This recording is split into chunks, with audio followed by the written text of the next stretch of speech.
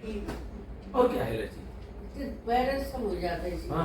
पूरे शरीर में। अनिशा तो सर शुगर कितने प्रकार के होते हैं और शुगर क्यों होता है लोगों को? देखिए, मॉडर्न का अलग कॉन्सेप्ट है, आयुर्वेद का अलग अलग कॉन्सेप्ट है।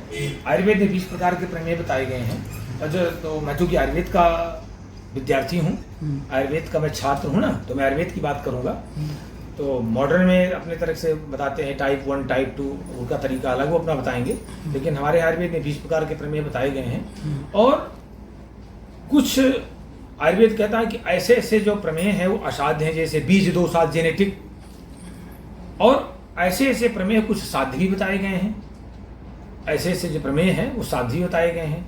और मैं आपको बताना चाहूँगा आपके चैनल के माध्यम से, सुश्रुत ने बहुत अच्छा लिखा है। सुश्रुत को दुनिया आज सर्जन मानती है ना, मेरे फादर ऑफ सर्जन मानती है ना, फादर ऑफ सर्जरी मानती है ना सुश्रुत को। उन्होंने एक बहुत अच्छी बात लिखी है कि अगर शुगर का रोगी, मधुमेह का रोगी ठीक होना चाहता है तो ये बात आप कोड करिए। वो कहते हैं मुनिरिव संयत आत्मा, कहते हैं व्यक्ति को मुनि की तरह अपनी इंद्रियों को बस में रखना चाहिए।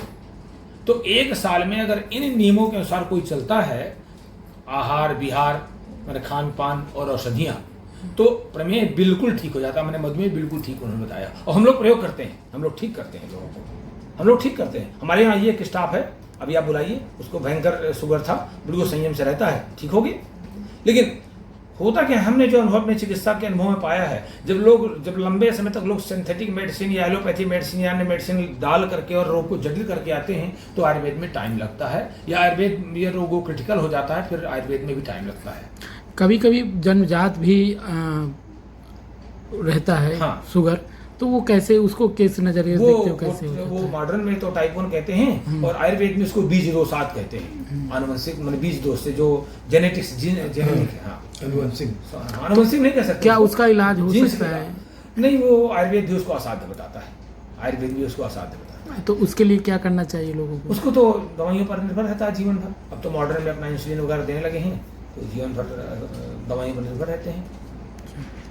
और सर ये कि मतलब शुगर के लिए अगर किसी को काफ़ी अधिक बढ़ता है, घटता है इन चीज़ों को लेकर, क्योंकि लोग इसके विषय में अभी सही ढंग से जानते नहीं हैं, मैं चाहूँगा कि थोड़ा सा आप विशेष रूप से इस पर प्रकाश देखिए, डालें। हम लोग हमारे यहाँ जब शुगर के मरीज आते हैं तो मॉडर्न मेडिसिन लेते आते हैं, तो हम लोग एकदम बंद नहीं कराते हैं उनको।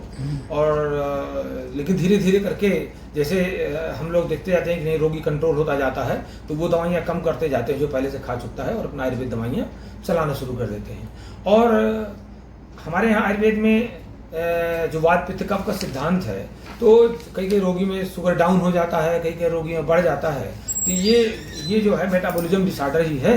और वात और कफ इसमें मूल कारण होते हैं, क्योंकि वात जो है चल है, तो वात दोष में वात में जब कफ का आवरण हो जाता है, उसके कारण से ये ऐसा होने लगता है। वो आयुर्वेद से बहुत अच्छा ठीक होता है, बहुत अच्छा लाभ मिलता है उसमें।